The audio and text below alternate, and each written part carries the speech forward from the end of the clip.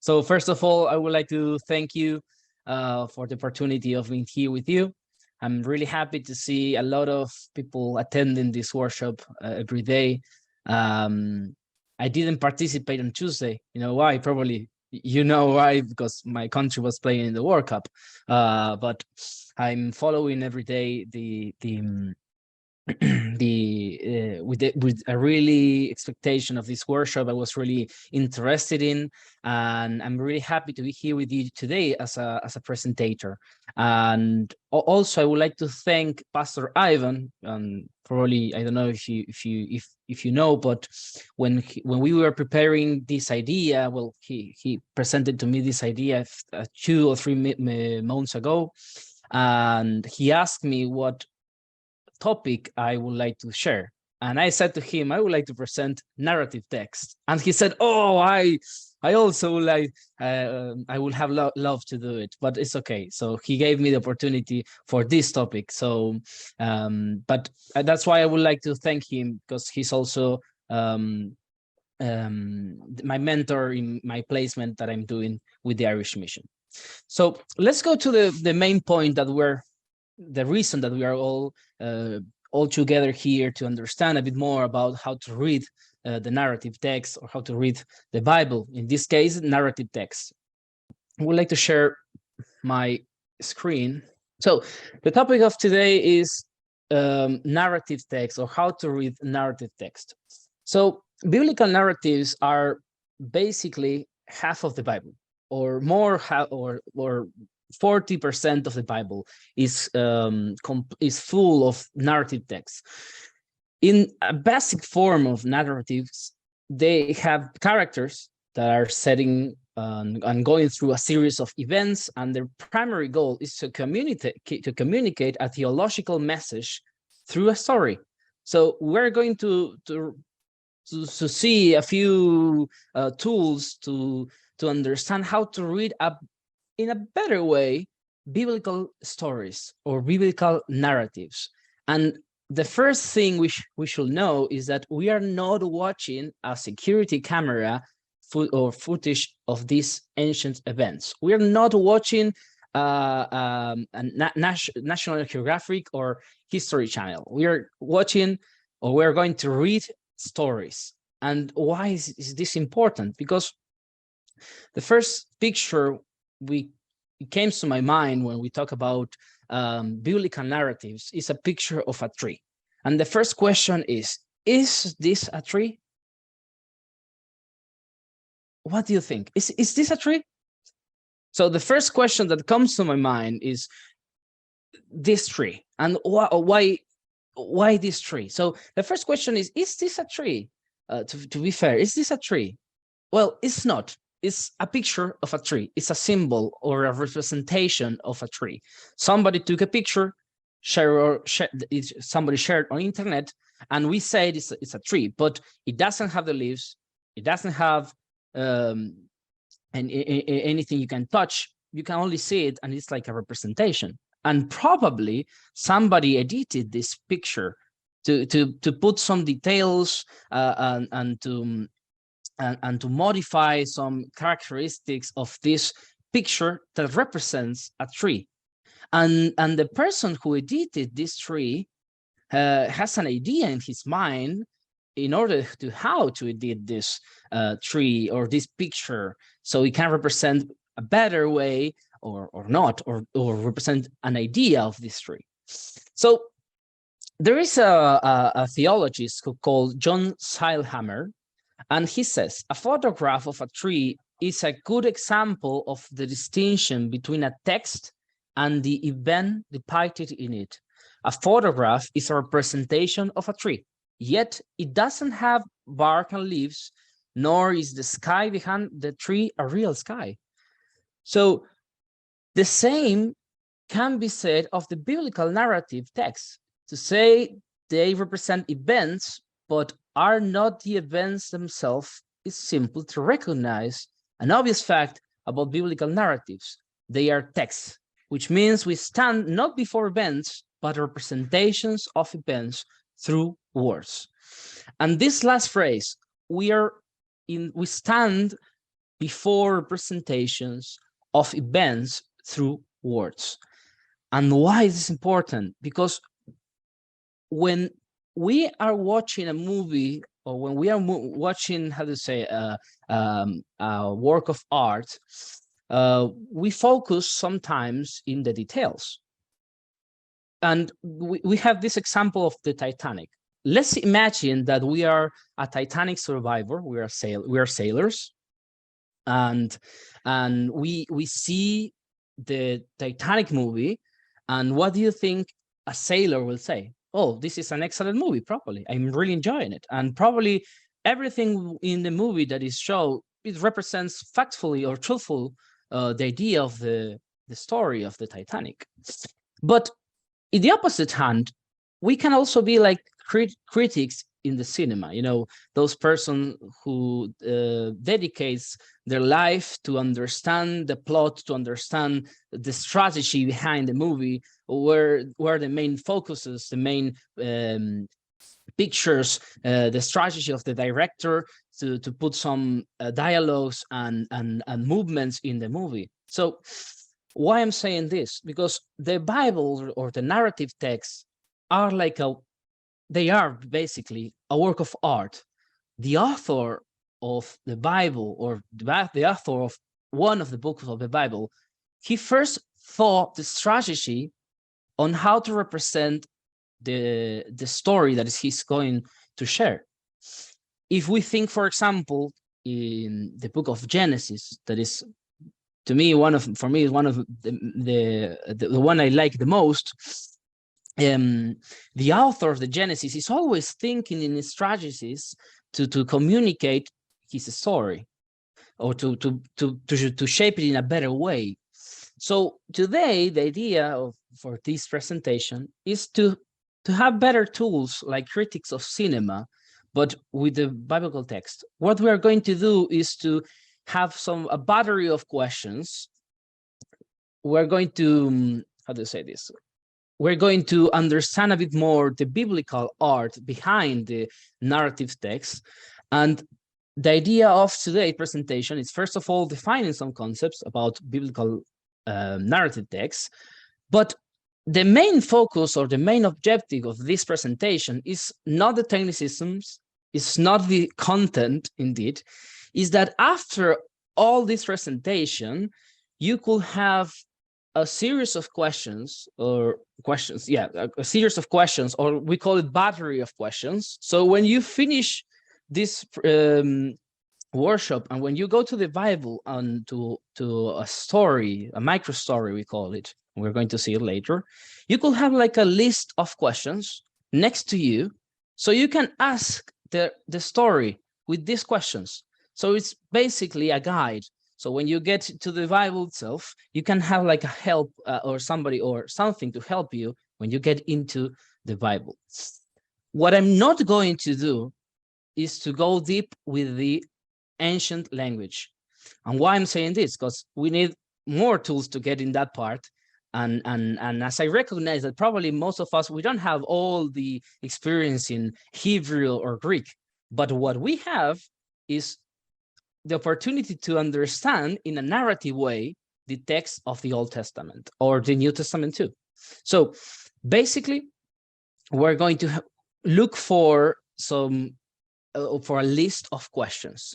This is the purpose of this presentation, at least, to understand in a better way the strategy behind the narrator and the narrative text. So let's go with it. So the first question, the first thing is, what is a narrative text, or what do we understand as a narrative text, and where do we find them?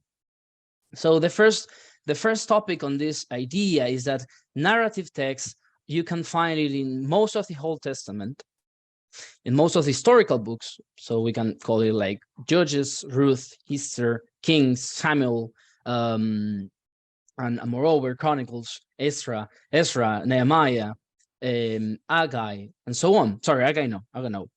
So then we can find also in the Pentateuch, in part of the Pentateuch, Genesis, in part of Exodus, in part of Numbers. You can find some stories in the Deuteronomy, And also you can find narrative text in some prophets or some poetic books. For example, in the book of Job, the first 2 chapters in the book of Job are narrative texts. And the last one, the chapter 41, is a narrative text too.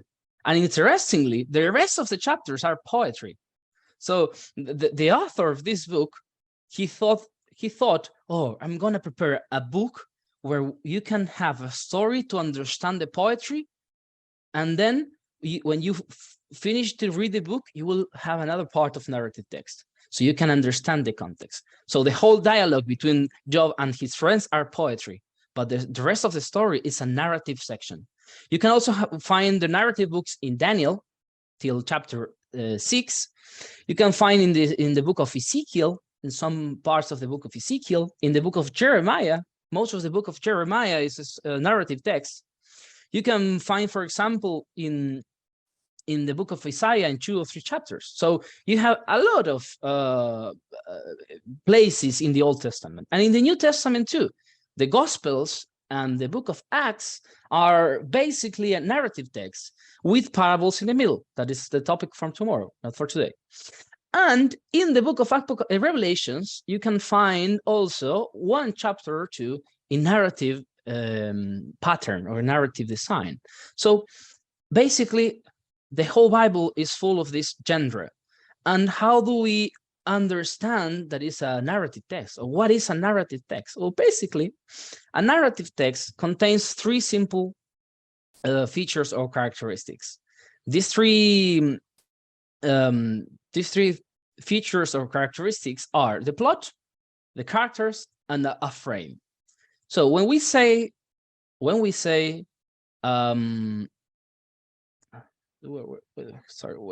say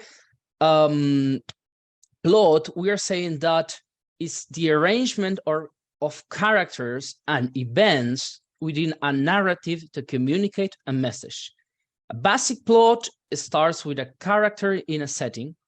It's something new or unexpected that happens, causing problems that lead to a conflict, which is then resolved, and then the character is changed as a result. So the plot is how those events are chosen and arranged by the author. And there's an example, for example, sorry, there is an example in the book of Kings. We're going later in plot, but in the book of Kings, chapter 18, it says there was hunger, or yes, there was hunger. No, let's go to First Kings chapter 18.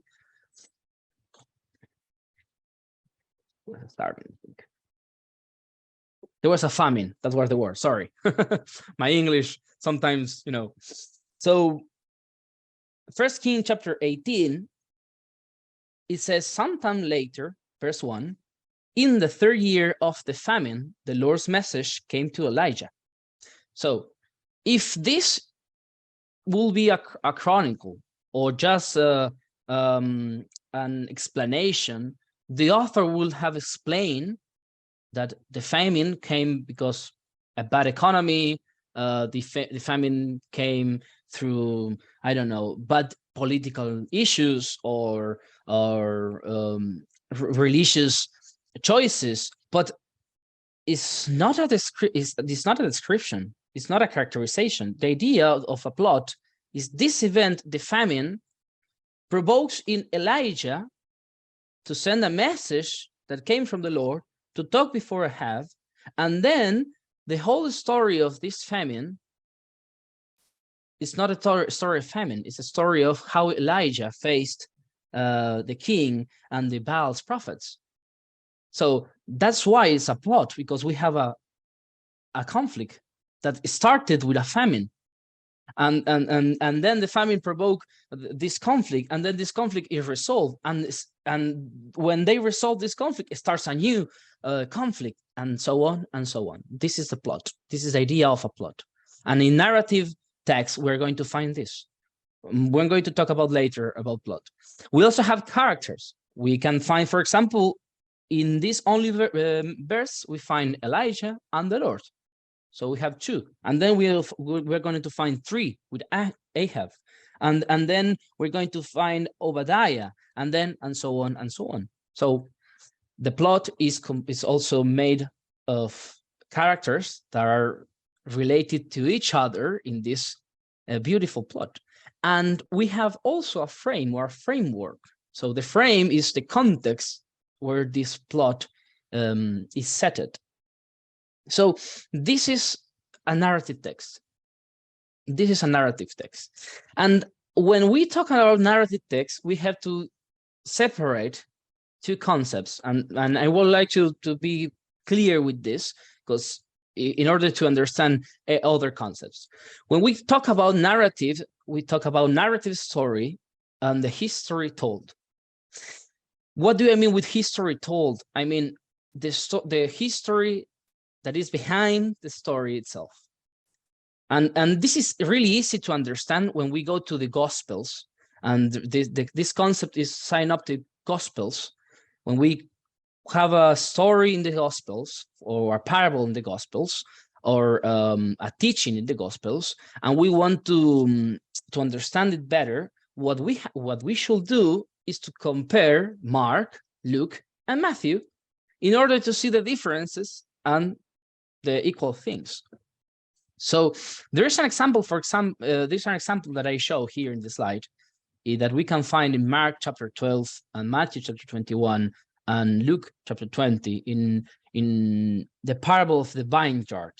The owner of the vineyard at the very end of Mark, it says that he still had a beloved son that the son left. He sent to him the last, saying, "My son will be respected." Matthew says, finally, he sent his son, saying, "My son will be respected." And Luke said, so the owner of the vineyard said, "What shall I do? I am going to send my dear son." It's not beloved now. Maybe they will respect him. And why I use this example for the concept or history told and narrative story, because we have this history told that probably when Mark, Luke, and Matthew were hearing this parable of Jesus, the history told in a sequence of events will be they sit before Jesus, they listen the story, and the story was about the vineyard and an owner with a teaching. But Luke, with a different nuance, presented a different detail. Maybe they will respect him. Mark said, my son will be respected. And Matthew omitted the idea that he was beloved.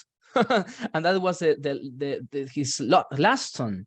So these details, these differences are the narrative story, are the way the authors represented the history that is behind. These details are going to be the main focus on the strategies that we should have, that we should be aware when we read the Bible, when we read his narrative text. So what I want to be clear on this is that we are going to study the narrative story, not the history told. The history told is another topic that is like archaeology or anthropology. As readers of the Bible, we want to know the narrative story because it's the point of view of the prophets, it's the point of view of Luke, it's the point of view of the apostles, of Moses, it's the point of view on how they lived with God in this history. It's a narrative story. So the first series of questions starts with, where shall I start? When I go to the Bible and I grab a book of the Bible and I would like to read, for example, Genesis. All right, so what should I do now? What do I have to, how do I start when I had to read the Bible? So the first picture that represents a lot of my country, because we eat a lot of barbecues, is a picture of a cow with the different cuts you could have from it. And why do I say this? Because the first question is, where does a story begin and end? So the simple decision by which a reader begins to read such a point and stop in another point is it's a bit violent, because it's not the purpose of the author to separate in chapters or in verses. Indeed, when we have our when we read our modern Bibles, we find chapters, verses, sometimes subtitles, and we think this was the way of the author to separate the narrative, but that's not the criteria we should have. If we want to understand how these authors decided or which is the logic behind the units in the narrative text, we shall not go with the modern Bibles. I mean, we shall not take in consideration chapters, verses, and subtitles. That's not the main point. What do we have to do when we go to the limits? Well, first of all, we have to understand that we are reading a story, and as a story, it's divided in frames, and I'm going to share you, and it's divided also in macro units or macro stories and in micro stories. I will put in the next slide, you will see it. So the first question, or the series of questions, that this is the important thing, not the content that starts later. This is the question that even if you don't understand theology, you can do it by yourself and you can read it by yourself. Is there, is there any other story that tells the same or similar story about what I'm going to read? What are the differences and similarities? So we read, for example, in the Gospels, the same story in different versions, and then in the same story we have an end and we have a beginning. So we have like a place to start with. If we are reading another story, for example, Acts chapter number 9, and we read Saul conversions to Paul, we're going to find the same story repeated 2 times more. So we have a beginning and we have an end. But also, this macro stories, sorry. All right. Yeah, sorry.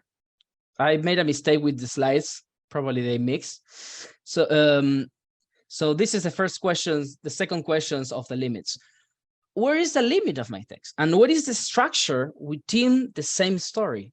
What is the position within the micro story? So in order to understand that, we shall understand that there are micro stories, there are macro stories, there are scenes, and there are sequences. And within the macro stories, we're going to attach first to micro stories. We could find in a below grade scenes or frames. I call them frames, as you can see. And what is a micro story? Well, the first micro story, the first thing is the first concept, or when we are talking about narrative text. For example, a micro story will be the Revelation chapter 4. We go to Revelation chapter 4.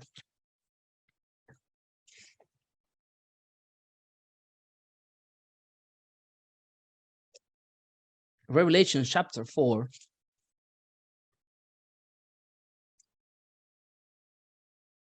Full of symbolism, and that was the topic of Adam's presentation on Monday. Monday. We have a narrative text here that is the story of John got into heaven, and this is a micro story that starts in chapter 4, because chapter 3 verse 22 is talking about another issue, and it ends in chapter 4. No, it doesn't end in chapter 4. It continues chapter 5 at the very end, and then chapter 6 starts with the seals. But this micro story of 2 chapters is into a macro story. That is the story of the whole book of Revelations. Is the whole story of how Jesus presented how Jesus presented to John all the revelations that are related to the end of the days. And this micro story also has some scenes in the middle. So, for example, if we go to Revelation chapter 4, we're going to find that the main focus of this micro unit or this micro story, it says that he saw a door opening in heaven, and he said, "Come up here so that I can show you what must happen." And after these things, the first scene is John entering into heaven. This is the first scene. The second scene, he says, I saw, verse chapter 2, I saw somebody who was seated on it.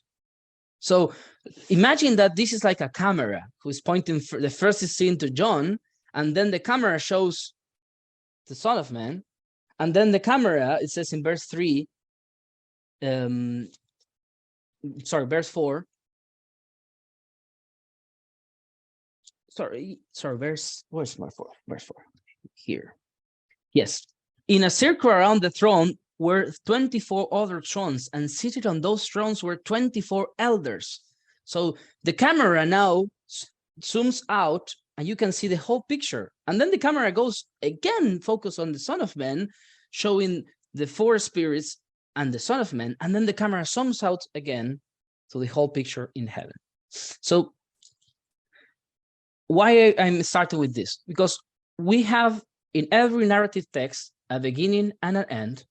And in the same narrative text, in this micro unit, in this micro story, that is, for example, Revelation chapter 4 and 5, we have frames, a sequence of events.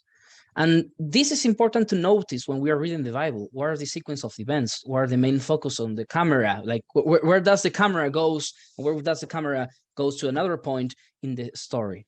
And this micro story is connected to a superior unit that is the macro story. And in this case, the macro story is the whole book of Revelations. And if we want to go to a middle point between the macro and the micro story, like a middle point, we could say that Revelation chapter 4 is in the middle of the vision of the seals. So the whole story of the seals will start in chapter 4 and we'll go to chapter almost 9.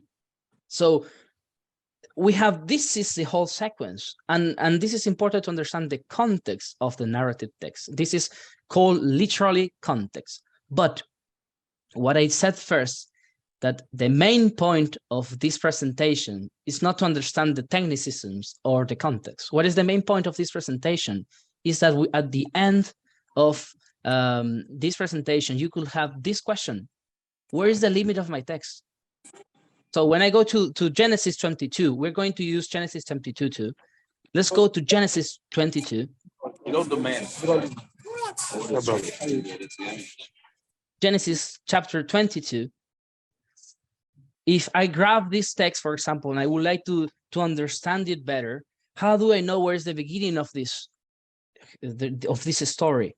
So I will go, for example, before, and I will go after. And if I read chapter 21, verse 34, it says, so Abraham stayed in the land of Philistines for quite some time. And verse 1 of chapter 22 says, sometime after these things, God tested Abraham. There is a totally change of theme. There is a totally change of frame. There's a totally change of time, of place. The same with Revelation chapter 4. If you keep reading, if you were reading before Revelation chapter 4, you will find that the story goes with the message to the churches and then the message to John in heavens. The same in Genesis 21. The story was in another point and then continues in a point. And why is this important to understand? Like, why do I care about the limits? There is another example. We're going to use the Bible. We're going to use the Bible. In John chapter 3,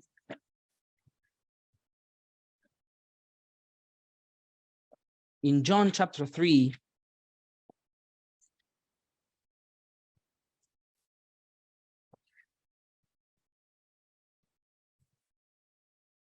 in John chapter 3, it says, Now, a certain man, a Pharisee named Nicodemus, who was a member of the Jewish ruling council, came to Jesus at night. But, as I said, we shall not rush in the chapters and verses. Where does this story begin? It starts a few verses before.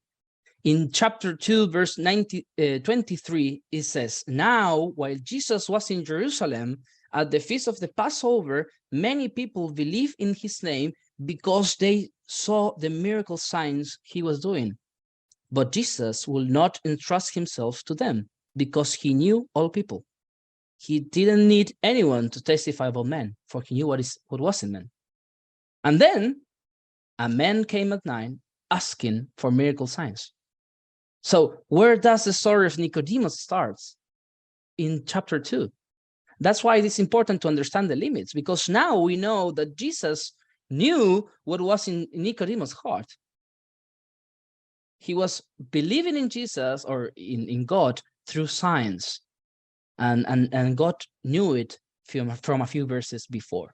So this is the first or the second series of questions. Where do I start reading my story, my micro story, and what is the structure in the same story? Does it have some sequences, like this camera that goes, zooms out, zooms in? What is the sequence of this story, and what is the position in the macro story? The second, oh, sorry, I have a delay with the slides. Sorry for that. The third part of this battery of questions is about the plot, as I said. And the plot, interestingly, as I said, is like a thread or a string that connects a theme with the characters and the frame. So the story, it says here, the story does more than describe. Through the plot, the disorder of the real is replaced by a causal order. Chained together by a causal logic, the facts are disconverted by the story into necessary. So what is a plot by itself? Basically, a plot is a combination of events that starts with an introduction. There is a conflict. This conflict will have some tension, will escalate. There will be a climax, like a peak of a mountain. There will be a resolution. And finally, in French, denouement or final situation. You can see it easily in Genesis chapter 22. In Genesis chapter 22, you can see it easily. It first starts with, sometime after these things, God tested Abraham. He said to him, Abraham, here I am. Abraham replied, God said, take your son, your only son, whom you love, Isaac, and go to the land of Moriah. Offer him up. There is a burnt offering on one of the mountains, which I will indicate to you. So the introduction is this, simple. God tested Abraham. And now it starts the conflict. I will lay your son as a sacrifice. And the conflict will escalate. And how will escalate this conflict? Well, for example, early in the morning, Abraham got up and saddled his donkey. He took 2 of his young servants. And when he had cut the wood for the burnt offering, he started out for the place God had spoken to him about. On the third day, Abraham caught sight of the place in the distance. So he spent 3 days walking with his servants and his son, thinking that I had to sacrifice my son. These 3 days for the narrator means it's a tension. Like, what was Abraham thinking? What do you imagine he was thinking? And did God speak to him? Because he says that he knew the place that God had spoken to him. So there was a communication. God spoke to Abraham about this. There was a dialogue. The narrator doesn't say much. And this silence of these details means that the conflict is escalating. And it doesn't end there. Because if we read, for example, in verse 4, it says, verse 5, so he said to his servants, you two stay here with the donkey while the boy and I go up there. We will worship and then return to you. And a commentator says, this tension is increasing this verse because it doesn't say if Abraham was believing that he was going to be resurrected, Isaiah will be Isaac will be resurrected, or was just to a lie. We know because we go to if we go to the New Testament that it was a proof of faith. But this is another topic. The narrator is not saying that. The narrator is escalating the climax. And where is the climax? This is the important thing of the of a narrative text. What is a climax? A climax is a moment when the main character, gets to a turning point. It's a moment when when things change. For example, in Genesis 22, it's in verse 10. Then Abraham reached out his hand, took the knife, and prepared to slaughter his son. But the angel of the Lord called to him from heaven, Abraham, Abraham, here I am. Do not harm the boy.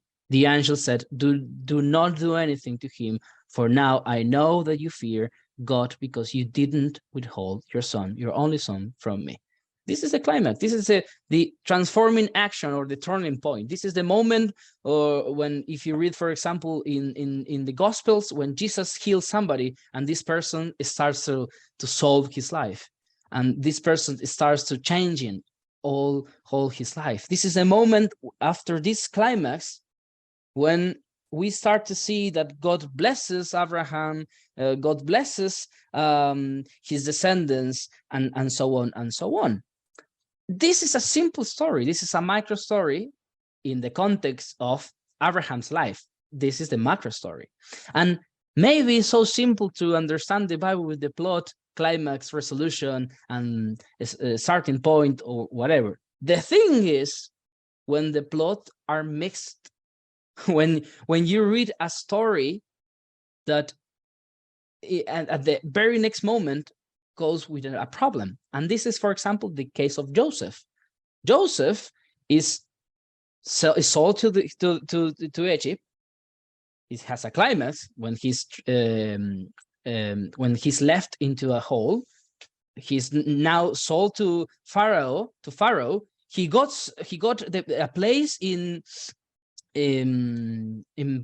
Potiphar's house. Great. He's in a better situation now. Another climax. He goes into jail.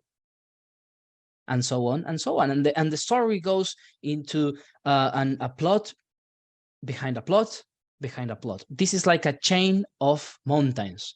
If you like to hike and you go just to walk into a mountain, you will find that you're going to a peak, then you go down, then you go up, and then you go down, and then you go up, and then you go down. So this is the idea of the plot, and it's important to recognize these peak moments.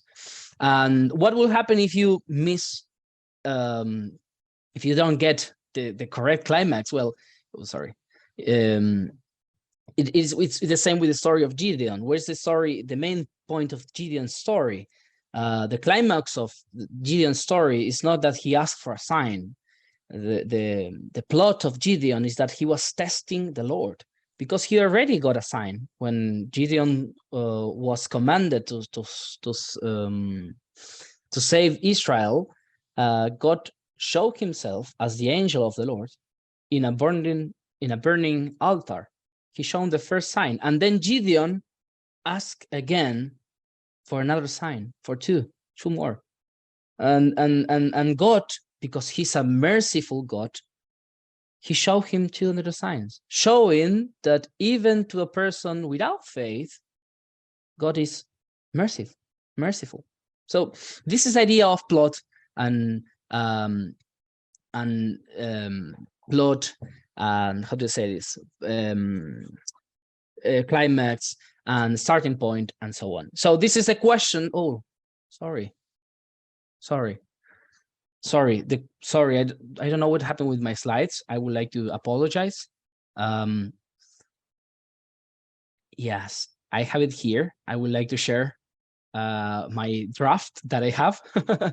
Well, I will share it by through the chat. So this is the questions that I should do after or before reading the text. Where is my plot? How is my plot formed? What are the most important points of my story? Where is the transformative action or the climax of it? This is the third series of questions. Then we find, sorry for that, I don't know what happened with my slides. The following the series of questions, we find or we get to the characters. And when we're going to read the stories, we should know that the narrator decides to describe or to describe the characters in very different ways. How do I describe my characters? How can I classify them according to the plot? And the main point is, what is God's role in this story? How do the characters in this story relate to God? So the first thing that comes to my mind when we're talking about characters is this picture of an umbrella. We know the structure. Now we know that there is a climax, so we know the structure of the umbrella. But what do you think it's the most remarkable thing of an umbrella when you see it? When you see it, is the structure? No, it's the cloth, it's the color. If it is big enough to cover your head, and if it is good for this weather as it is Ireland. So you're not focused on the climax or in the plot itself. You're focused on character, and the narrator knows that. So how do I describe my characters? Well, you could describe them as the presence. If they're protagonists, if they're extras, and if they're not so relevant, they're called string, because they're only supporting the plot with only one thing. And this is the example, for example, of these two servants in Genesis 22. What were they doing? They were walking with Isaac and Abraham. And is it relevant to the story? In my case, I don't have any identification with them. And these are the three ways I could describe my characters. By the features, I call them round, planes, and blocks. Round because sometimes the characters have a lot of way to describe them, a lot of features. When we say they're planes, because they only have one way to understand them, and when we call them blocks, it's because they maintain their features the whole story. One example of blocks, what will be a block character, will be the Pharisees in the book of John. They are all the time facing Jesus related to the law. This is the main feature of these characters. When we read Pharisees in the book of John, we're saying, oh, the people who were keeping the law in a way. When we say round characters, we say somebody who is described in a wide range of options. Abraham, for example, you have a wide range of stories talking about Abraham. And planes, you could see these two servants. So these are ways to describe them. This is not something a final way. Or you can have a certain type of identification. You could feel empathy, sympathy, antipathy, or indifference. And why? For example, why could I feel empathy for David and not for Goliath? Because the narrator decided to. The narrator decided to show you that Goliath was insulting Israel people. But what if I was reading the Goliath's Bible? Of course, Goliath's Bible will have been the opposite. That I will feel antipathy again for David and not for Goliath. But we're reading the point of view of the prophets, the point of view of God's people, or the point of view of the main character, that is God. So this is the fourth question. How does the narrator describe my characters? So we can classify them in presence, in features, identifications. We can find them different ways to describe them. For example, in Isaac, in chapter 22 of Genesis, we find, sorry, that's my pet. Sorry. We find that Isaac was willing to be sacrificed. So we have one characteristic of him. So How does the narrator describe my characters? Or what is the position? What is the narrator position on them? Well, this is a picture of how will you have a description or a way to be to describe the characters. The first picture, and I translated, sorry, because the picture is in Spanish and the translation is on the other side. The first way that the narrator will describe a character is by a commentary. For example, you will find that early in the morning, Abraham got up and saddled his donkey. This is a narrator commentator, or could be a description of itself. And how will you have a description of itself? Well, if Abraham had an injury, for example, in the Bible will say, and Abraham received and Abraham was damaged by a sword, for example. And the third way to describe a character, a narrator will use a direct dialogue.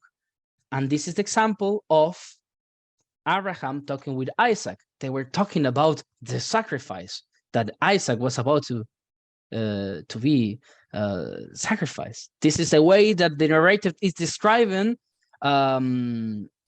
Isaac's character. And the fourth picture is an indirect dialogue. It means that somebody is speaking about somebody else. And this is the way the narrator will use. These are the ways that he will use to describe the main characters of a plot of a story. So, and when we say position, sometimes the narrator doesn't know what is going to happen in the story. Or, of course, the narrator knows everything, but he will omit this information. Or sometimes he will give you the information. Forget about these technicisms. I will like to go a bit faster. And we have this, for example, in Genesis chapter 22. In verse 1, it says, sometime after this thing, God tested Abraham. The narrator is telling you that the whole rest of the story is a test. It's not what God really demands. It's a test. Then the narrator disappears of this test. Indeed, he doesn't tell you anything. He doesn't tell you anything. And he shares the story with these two persons, with Abraham and Isaac. He's all the time talking with them, going with them. He's all the time describing the dialogues they have, but not in a moment he describes another or the future. And until we have, for example, in verse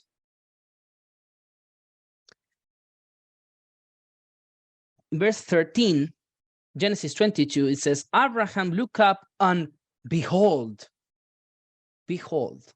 saw behind him a ram caught in the bushes. This little word behold isn't necessary. It's not necessary for the story. But the narrator wants to show you as he is participating in the same story. He's raising his hand and then he looked behind him and behold, there was a ram. So this is the position of the narrator. That's why I'm saying, forget about the technicisms. What I would like to show you is that the narrator is part of this story too. And the main question we should do is, what is the narrator position?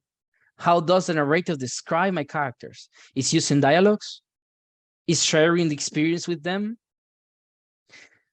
The fifth series of questions is, what is the framework of my story? What is the role of this in function with the plot? And the main framework, what we are talking about, is time. Could be the place, could be social time of that moment, the cultural thing, the geographic thing. If you go, for example, in John chapter 4, to understand also the plot, you need to know what was a Samaritan person and why it was so important that Jesus was talking with a woman from Samaria. So this is the framework, and it's totally related to the plot. And here we need to use Bible dictionaries or commentaries, unfortunately. The sixth series of questions are related to the speed of the narrative. And how do the narrator order the temporality or the tempo? And how often does my micro story appear in the macro story? And why I'm saying this about speed or the tempo? Imagine that you are playing the piano. I don't know how much of you know how to play the piano or know about the tiny systems in piano. I asked my wife; she knows how to play the piano, and there is a in the music sheets you could find a word at the very top of the paper that says allegro or prestissimo or what else or allegro, prestissimo, moderato. It's an Italian word saying how fast it should go the rest of the work of art. And it happens the same with the stories in the Bible. If you go, for example, in the book of Mark, in the first 10 chapters, you will have a summary of the first 33 years of Jesus. But the last 7 chapters in the book of Mark are only related to 7 days. So what I'm saying with this is that the narrator decides to describe a story in a different way of the history told. It's not the same the time in the history with the story on the narrative story. It's a totally different thing. And in Genesis chapter 22, in the verse number 1, it says, after these things, which things we don't know. We don't know about the time, but he wants to focus on this. And he says, after 3 days. So what happened in these 3 days? We don't know. They were walking. So the narrative goes faster. But then the narrative goes slow, to focus on a dialogue. So he had all this 3rd day to get into the mountain, and the narrative or the author or the narrator is focusing in only a dialogue on this moment. So how is this the speed of the narrative? Well, it means where is the focus in this story? This focus on this story is in the dialogue between Abraham and Isaac. And in which part of the dialogue? Specifically in verse number 7 and 8. Isaac said to his father Abraham, my father. What is it, my son? He replied. Here's the fire and the wood, Isaac said, but where's the lamb for the burnt offering?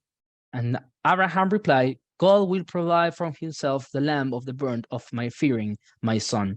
Abraham replied, the two of them continued on together. And then they go to the altar. So the story goes really fast, 3 days, really fast, and then story stops, goes slow into a dialogue. This is the idea of the tempo of a narrative, you will have this example of tempo and temporality in many stories of the Bible. The one I like the most about this topic is you can find it in 1 Samuel chapter 3.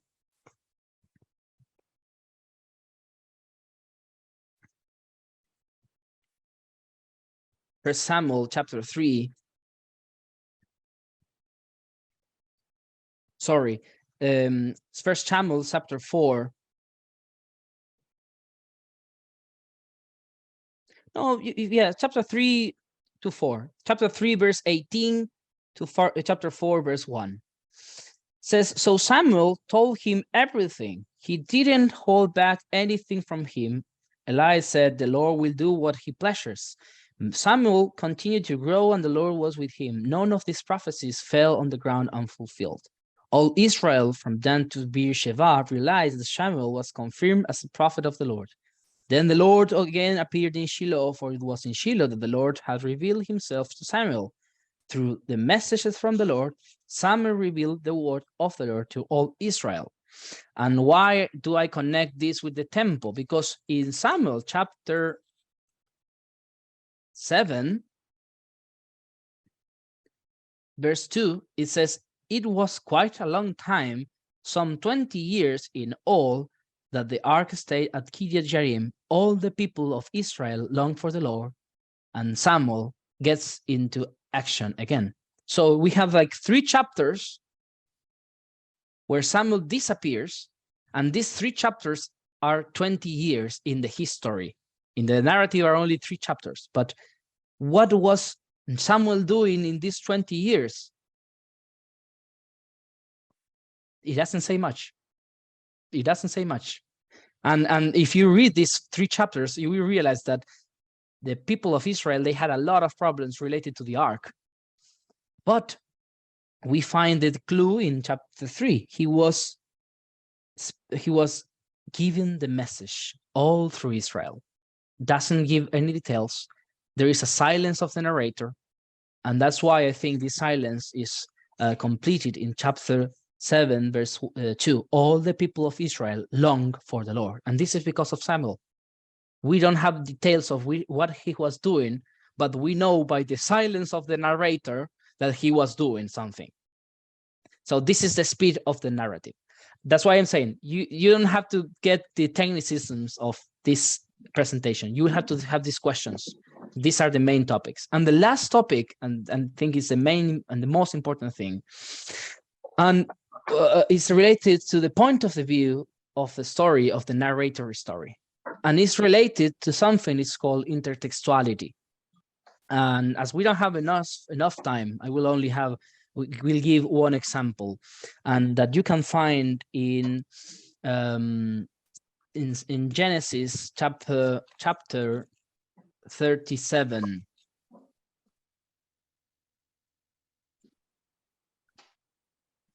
Genesis chapter 37.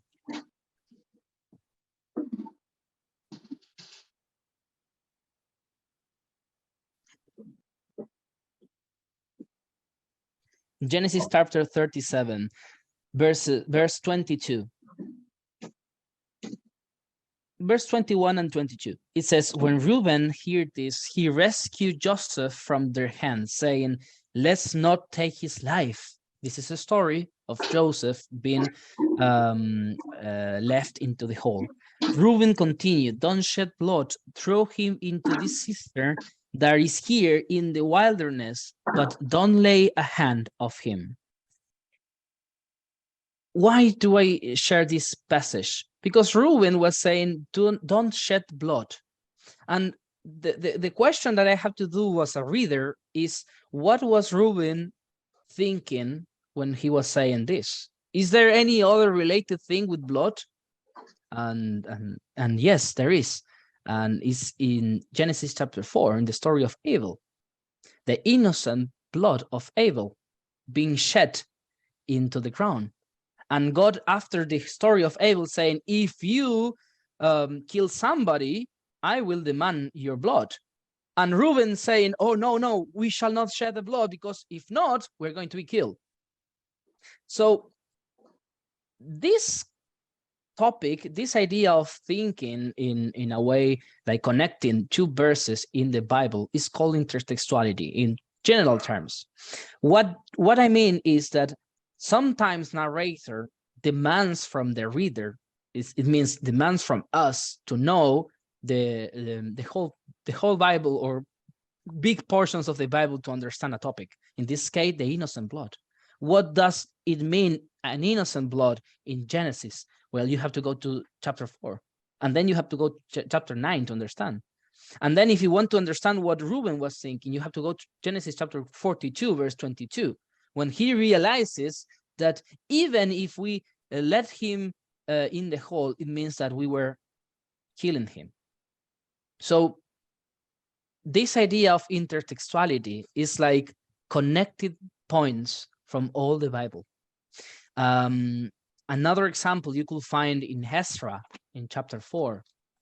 The story of Ezra, chapter 5 indeed, demands that you should have read Haggai and Zechariah.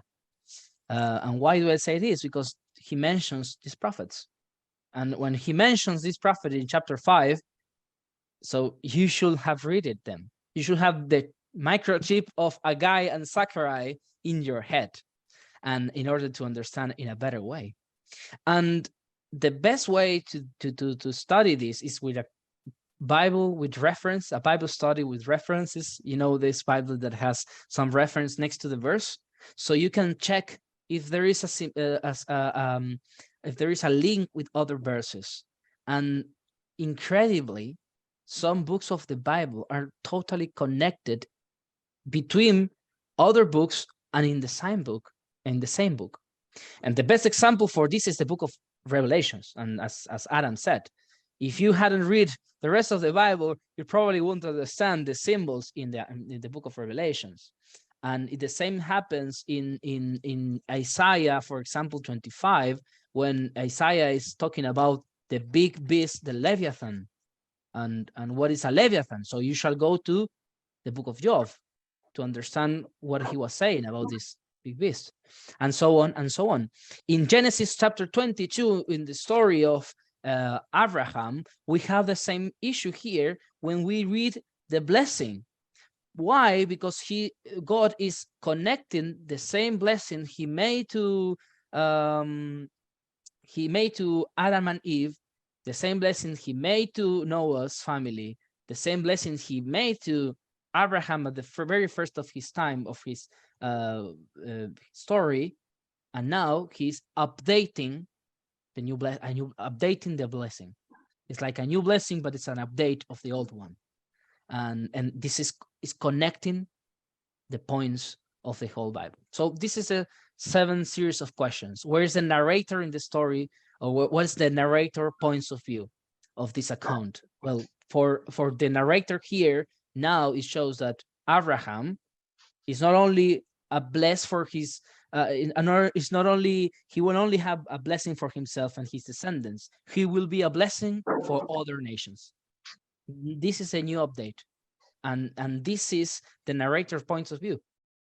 And the narrator is saying, now, because of Abraham, we're going to share the blessings to other nations. So to sum up, we read a lot of questions, and this is the main important thing of the narrative text. We have a plot.